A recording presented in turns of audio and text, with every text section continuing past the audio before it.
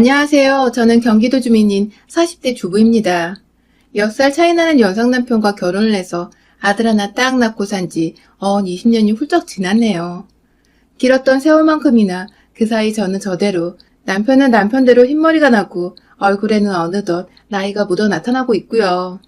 아들은 걱정했던 군대까지 무사히 잘 다녀와서는 이제 복학해 다시 마지막인 대학교로 다니고 있습니다. 제 밥그릇은 알아서 챙겨 벌어먹고 살 만큼 얘가 똑부러지고 야무져서 성인이 되고 나서는 저희가 등록금을 대주는 것 말고는 정말 용돈도 제대로 쥐어준 적이 없었어요. 먼저 알바며 과외며 이것저것 용돈으로 쓸 돈벌이를 한다고 바쁘게 살아준 아들 덕분에 겨우 대학에 보내놓고는 자식 농사가 다 끝났다며 여유를 가져볼 수 있었죠. 그걸 저희 아들도 가장 바랬던 것이었고요. 남편과는 6살 차이가 나다 보니 어쩔 땐 참 다 늙은 할아버지 같기도 한데요. 그런데 또 어쩔 땐 우리 아들보다도 못한 철없는 둘째 아들돈 같기도 합니다. 저야 주부니까 밖에서 남자가 어떻게 일을 하고 사는지 잘 알 수는 없지만 집에서 어쩌다 직장에서 걸려온 전화라도 받거나 일하는 모습을 비출 땐 세상 진지하고 또 무서워 보이는 게 얼굴에 힘이 잔뜩 들어가서는 주름이 자글자글 하더라고요. 그 모습을 보니 제가 그래도 이 사람 와이프는 와이프인지 그게 안쓰럽다며 괜히 옆에 가서 먹을 과일 몇 개 잘라주거나 홍삼 스틱 하나 먹여주며 힘내라고 무언의 응원을 하기도 했죠. 그렇게 이 사람 건강이 걱정이 됐고 밖에서 모진 소리 들으며 돈을 벌어오진 않을까 안쓰럽다가도 제 걱정이 아주 무색할 정도로 주말 내내 소파 위에 퍼즐러 앉아 TV를 본다거나 덜렁대고 걸어다니다 집에서 문턱에 걸려 넘어지거나 하는 날에는 참 내가 나이가 들어서도 아들 하나를 더 꾸준히 키워야 하겠구나 싶어서 피식 웃음이 나오곤 했죠. 저희가 비록 외동아들 하나를 키우고 있는 집이었지만 비교적 딸들 키우는 집 마냥 자식 애교도 많이 보며 살았고 지금까지도 웃음이 잘 끊이지 않는 화목한 가정으로 지내고 있습니다. 저희 부부가 결혼할 때 맹세한 것도 있었고 워낙 자식들에게만큼은 좋은 부부의 모습을 보여주고 싶어 했던 욕심도 있었기 때문에 큰 싸움 한 번 없이 이렇게 사는 것이 가능한 것이었는데요. 저나 남편이나 사실 어릴 적에 그닥 좋은 가정환경을 가졌던 것이 아니었거든요. 저희 부모님은 제가 아주 어릴 적에 이혼하셔서 전쭉 성인이 되어 독립을 할 때까지 아빠의 손에서 자랐습니다. 제게는 참 다정하고 그 시절 꼭 딸바보만 같았던 아버지셨는데 희한하게 술만 드시고 오면 엄마를 때리는 나쁜 손버릇을 가지고 계셨어요. 어찌나 사람이 180도 변해버리는지 그 술기운에 와이프를 때리다 결국 와이프가 집까지 나가버리게 만들었고 아빠는 그 후에도 정신을 못 차리고 술을 마셔대다가 결국 새벽에 혼자 도로 위를 걷다 아찔한 교통사고를 당하시며 다리를 다치신 바람에 제대로 된 일자리 하나를 구하는 것도 힘들어졌죠. 엄마는 집 나가 연락이 없는데 아빠는 사고를 당해 다리를 절룩거리시니 저는 중학교에 들어가기도 전이었는데 완전 소녀가장이 되어버리고 말았었습니다. 천만다행으로 작은 고모가 어찌어찌 먹을 걸 늘 챙겨주시고 학비도 대신 대주시며 저희 엄마 아빠 노릇을 모두 다 해주셔서 급한 불들은 겨우 끄며 살았는데 제 인생은 정말 하루살이의 것만 같았죠.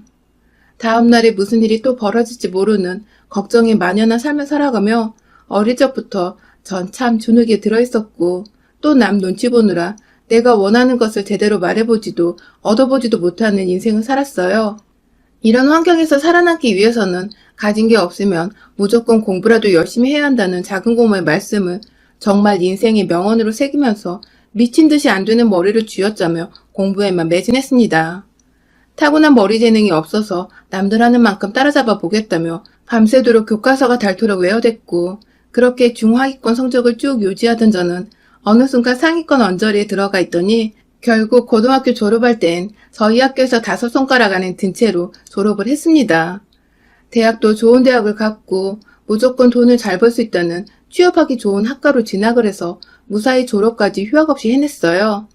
당연히 경제적 여유가 없었기 때문에 남들과는 어학연수나 해외여행은 꿈도 꿀 수 없었고 그만큼 내가 뭐라도 더 해내야 한다는 압박감에 그 어릴 때부터 알바를 뛰며 자격증이란 자격증은 모조리 따놔서 제 딴에 할 수 있는 스펙을 키워 졸업을 했어요. 덕분에 좋은 직장으로도 취업을 할 수 있었고요. 한순간도 제대로 여유를 느껴보지 못한 채 살다가 취업을 해서 돈다운 돈을 벌어오니 정말 꿈만 같았습니다.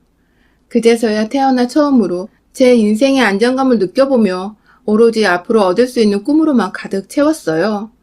마음의 여유가 생기니 그간 쭉 거절해오던 학교 친구들과도 또래 여자들처럼 카페에서 만나보기도 시작했고, 오죽했으면 제가 취업을 하고 나서 제가 영화관에서 영화란 걸 처음 봤었을까요? 옆에서 친구들은 재밌다고 껄껄대고 웃고 있는데 전 혼자서 눈에 눈물을 머금은 채 영화를 봤었습니다. 앞으로는 종종 이렇게 친구들 삶의 반만이라도 따라해보면서 평범하게 지내보고자 그날 영화관에서 다짐을 했었죠.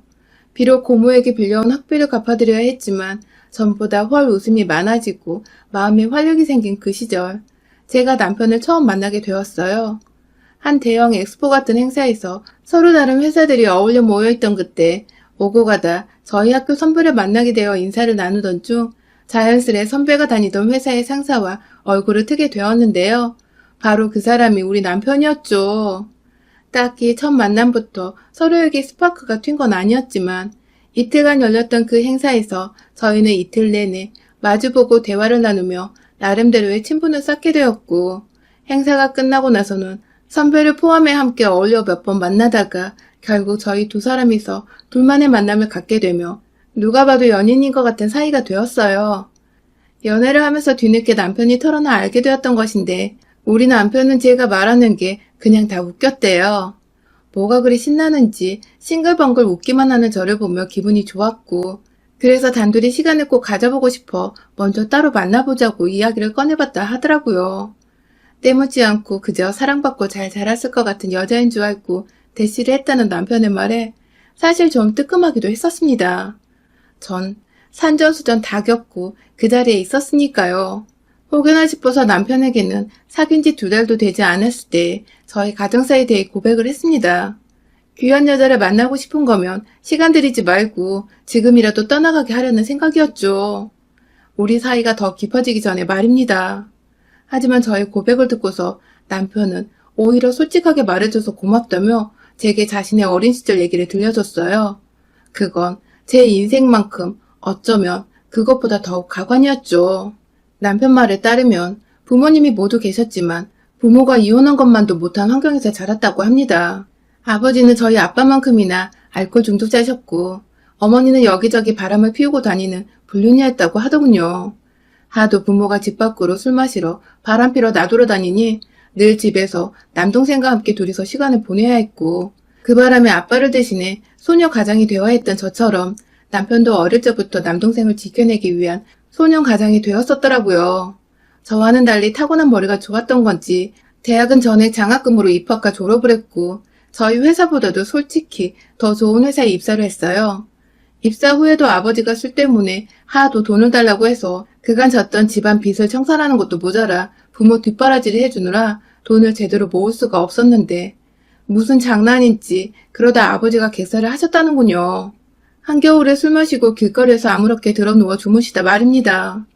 그렇게 돈 나가는 아버지가 돌아가시니 더 이상 돈 나갈 일이 없어 그때부터는 저축을 착실히 할 수 있었다고 씁쓸히 말하는 남편의 모습이 참 듣고 나니 눈물이 주체할 수 없게 흘러내리더라고요.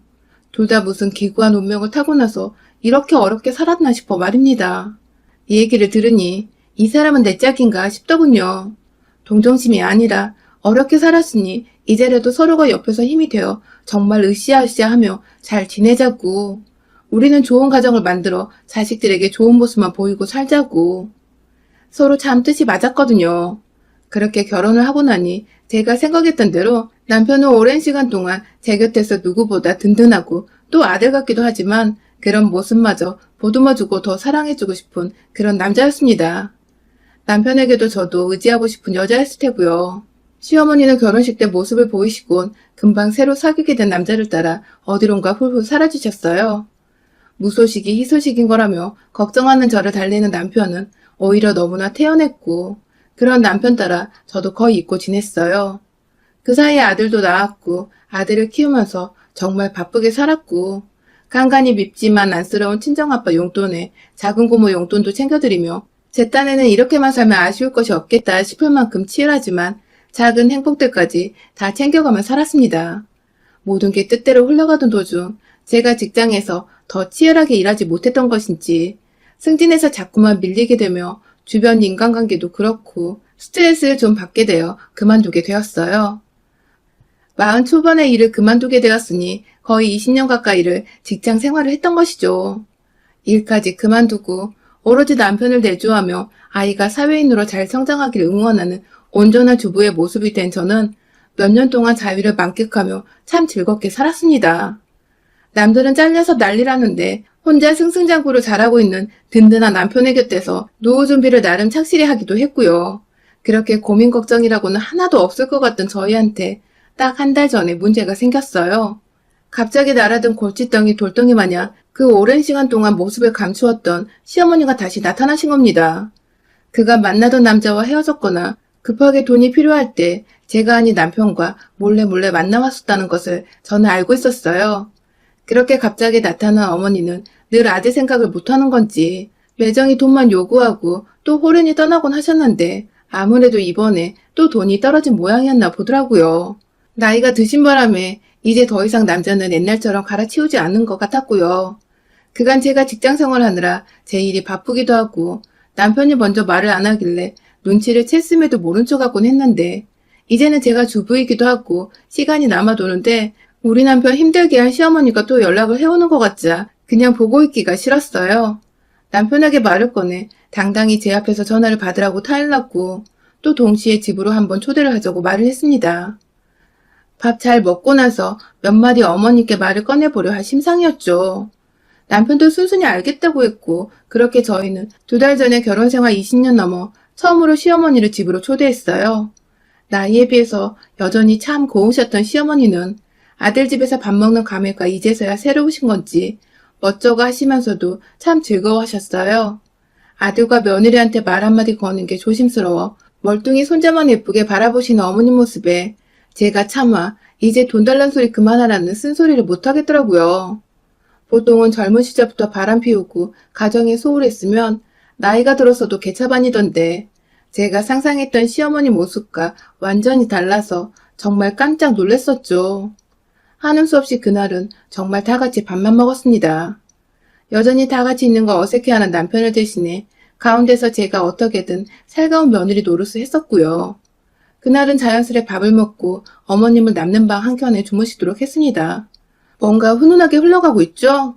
그런데 그날부터 본격적인 저희 부부의 근심이 쌓여갔어요. 아니 글쎄 잘 자고 있던 그 꼭두 새벽에 거실에서 막 누가 걸어다니는 발소리가 들리는 거예요. 순간 시어머니가 아직 가까운 가족이란 생각은 안 들어서 혹여나 싶어 경계심에 시어머니가 뭐라나 밖으로 후딱 나갔는데 어머님이 거실 TV를 올려둔 캐비넷을 열어보다가 저랑 눈이 마주쳤어요. 앉아서 뭘 뒤지려다 걸리신 것 같은 꼴이 하도 무서워 소스라치게 놀라 어머님을 부르니 어머님은 정말 귀신이었던 것 마냥 소리 없이 방으로 도로 들어가셨어요. 전 도로 침실로 돌아와서도 이게 꿈이었나 싶을 정도로 황당해했고요. 다음날 어머님은 아침 일찍 이제 가보겠다고 남편 출근길에 함께 집을 나섰고요. 저는 내내 새벽에 어머님과 거실에 마주쳤던 것을 되새기며 찜찜해서 괜히 마음이 싱숭생숭했었죠. 다행히 캐비넷에 건전지나 카메라 충전기 같은 자잘한 것들만 들어있어서 잃어버릴 것도 없었고요. 하지만 문제는 그날 이후 어머님이 저와 좀 더 친해지셨다는 생각이 드셨는지 2달 내내 저를 들들 볶으셨어요.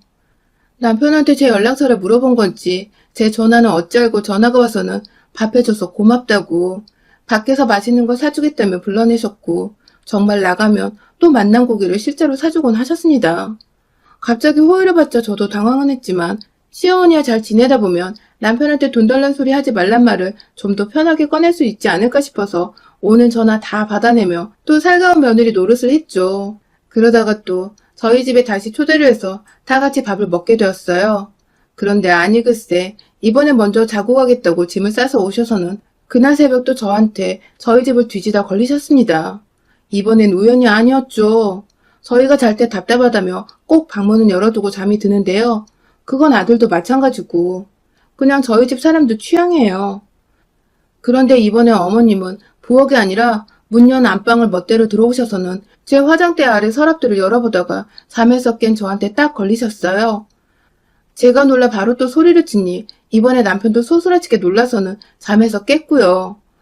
둘 다 뭐 하시냐고 목소리를 높여 물어보니 아무것도 아니라며 서랍장을 미처 닫지도 않고 그냥 또 주랭랑을 치며 방 안으로 들어가시는 어머님을 뒤따라 제가 일어나 서랍장을 살펴봤어요. 어찌나 살살 잘도 뒤졌는지 서랍장 안은 엉망인데 정말 소리가 하나도 들리지 않았더라고요.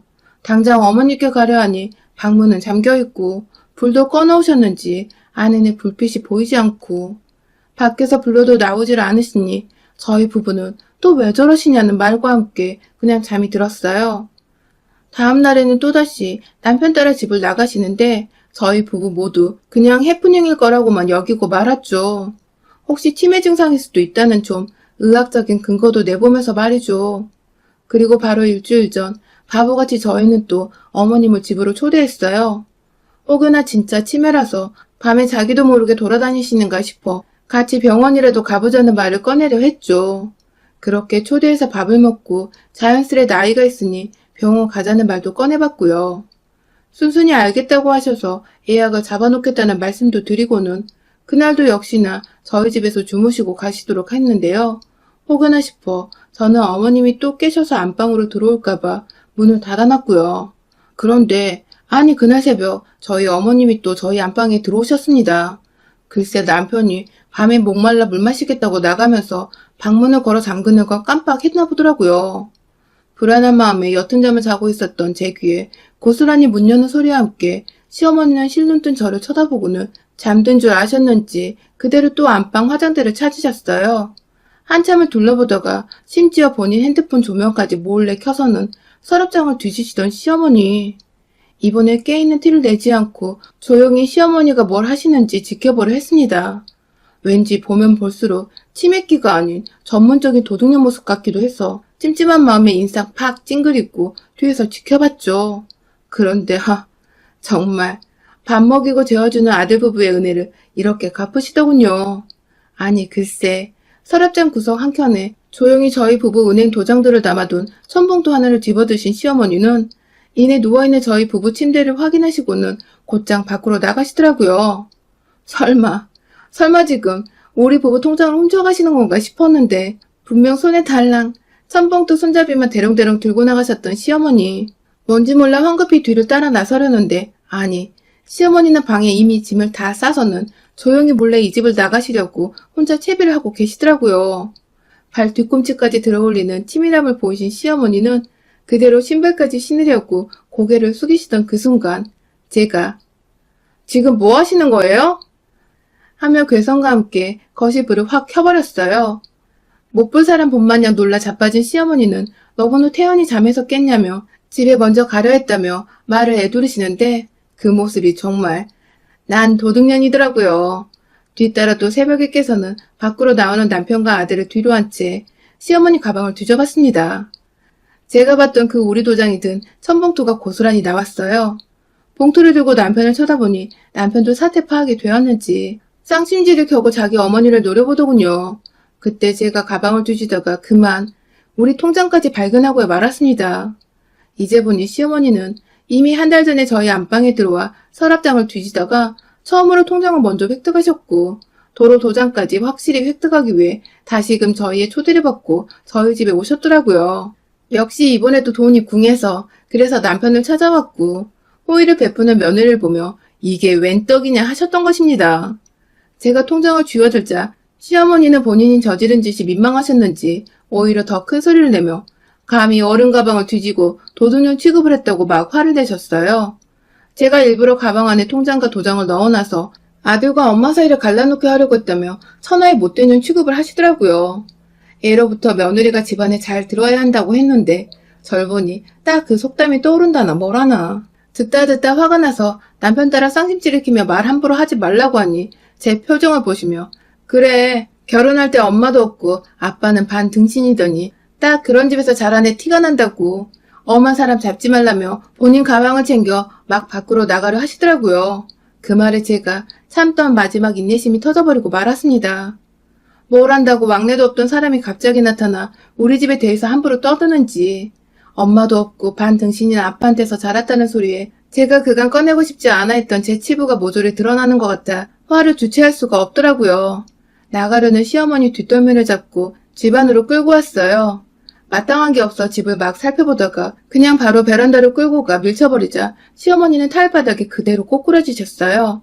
그런 시어머니한테 말했죠. 도둑년에 바람핀다고 자식까지 내팽개치고 살았으면 나이 들어 창피한 줄 알라며 눈에 보이던 커피포트를 들고 와서는 안에 든 물을 위에서 막 퍼부었습니다.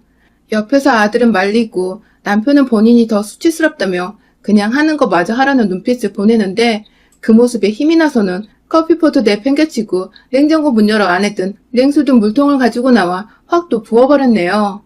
통을 든 제 손도 얼음장 같은데 그 물세례를 당한 시어머니는 추운 밤 베란다 타일 위에서 찬물 세례까지 당하며 벌벌 떨고 있었고요. 그런 시어머니를 이젠 가실 때가 되었다며 또 멱살을 끌고 와 원하셨던 대로 집에 가시도록 현관 밖으로 쫓아냈습니다. 요즘 정말 밤이 춥거든요. 훔치려던 통장과 도장은 뺏긴 채 찬물세를 실컷 당하고는 벌벌 떨며 새벽에 쫓겨난 시어머니는 밖에서 옷이라도 하나 쥐어주라는 뻔뻔한 말을 하시는데 아우 분이 안 풀려 현관 열고 나가 그 복도에서 남은 찬물 한 통까지 말끔히 불폭탄 투하를 하고 쫓아냈네요.